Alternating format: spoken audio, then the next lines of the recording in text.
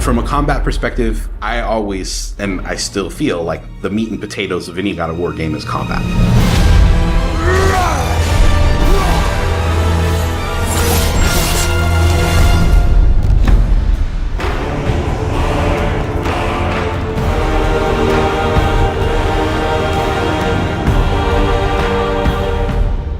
My name is Roberto Clemente, and all my friends call me Bert. I'm a senior combat animator here at Sony Santa Monica. My name is Kim Nguyen, and I'm a gameplay animator. Hi, I'm Sabra, and I'm a senior VFX artist on God of War Ragnarök.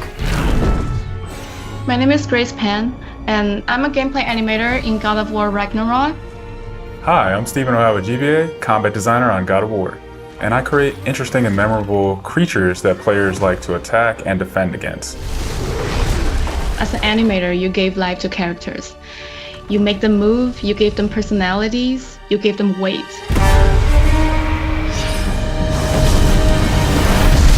My role as a VFX artist is to put the power behind a move. You are in control of fire and earth and water and wind. Whether you are throwing your axe or on the receiving end of an enemy spell, VFX is what really gives the movement and the danger to every move that a character or enemy makes. I work really closely with the design team and the tech art team on this project specifically. We actually work a lot with camera, along with the guidance of our great camera team, so I find myself doing fight choreography sometimes. One of the most challenging parts about being a combat designer isn't the technical implementation of creating a creature, but it's really navigating that line between frustrating and engaging. We want to make something that makes players lean forward and focus and really try hard against that enemy and feel good about overcoming that, but we don't want to make them feel defeated if they can't figure something out. And then it feels rewarding when you win, not because it was impossible, but because it was fun and engaging. After the last game, we've heard the community cry out for more mini-bosses, bigger creatures, and enemy variety, and this time we really leaned into that. So in God of War Ragnarök, you're going to be traveling to all 9 realms, and each realm is going to have like its own theme of enemies that are very unique to that space.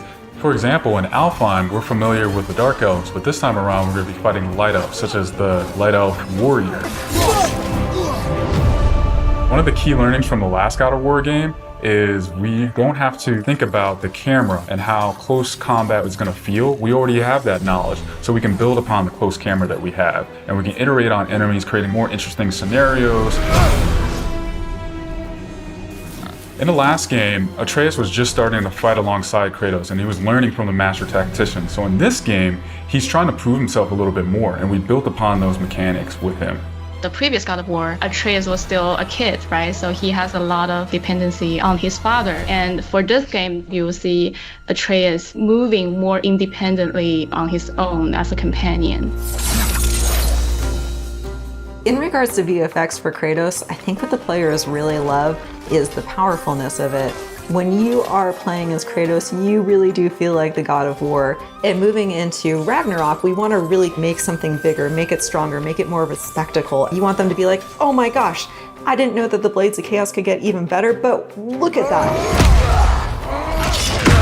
So as Kratos gets more powerful, he's going to have access to newer combos and newer abilities that will increase the combat depth of each weapon. For the Blades, one of the moves that I've really enjoyed from previous God of Wars is the combat grapple, and we're going to be bringing that with a new twist. I'm very excited for players to try the blade grapple traversal moves. That brings so much more speed into the movement and the dynamic feel to it. One of the ways we've expanded Kratos combat this time around is we've given more utility and choice to his shield loadout. If you are a parry person, you could really go for a shield that gears towards parrying. If you're a big blocker, then you could choose a shield that will really match your playstyle. One new mechanic or element that I'm really excited about is these combo finishers. Building up the stun meter this time around is going to lead to different ways to basically decapitate the enemy. You're going to be able to choose, which weapon you want to have when you kill a guy. Another feature that we've added for Kratos is his new pre-fall attacks. You could jump off a ledge, and if there's an enemy below you, you could slam down on him. There's such an emphasis on verticality in some of these fights that it's super engaging. And as Kratos, now that you have so much mobility and that you can also take advantage of that verticality, I think it just adds such another interesting layer to a fight. In God of War Ragnarok, we've enhanced the Kratos and Atreus duo. He's going to initiate a little bit more and be aggressive. He's going to fight alongside you and sometimes even surprise you with his combo abilities too. Some of the new expanded companion actions that you'll see Atreus do leverage the fact that he's older now, he's bigger now. And he's different from Kratos, so his magic has a different flavor.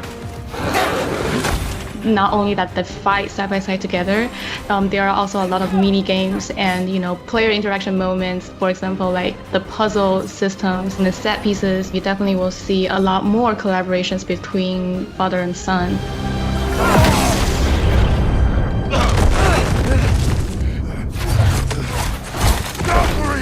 Odin must have sent them!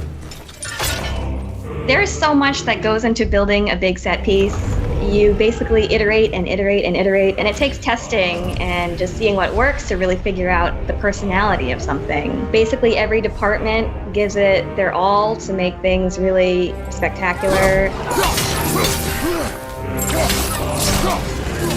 There were a lot of different times that I would look back at God of War games just through the ages before 2018. There were so many amazing, huge boss fights and set pieces that it was a huge inspiration for me on my time on this project. For the Old Father! Our design philosophy for creating new and memorable enemies is basically making them a combat puzzle, similar to like chess, and focusing on the chess pieces. Each piece has its own theme and its own use. You need to be able to see what's happening in an instant and be able to react as the player. There's a couple of different ways that we go into making an attack very readable for the player. Sometimes we add a signature audio cue, or we'll add the different rings, such as what we did in the last game, that lets you know that this attack is unblockable, you need to dodge it. There's so many different ways that VFX really helps not just show what an enemy is about to do, but show who the enemy really is.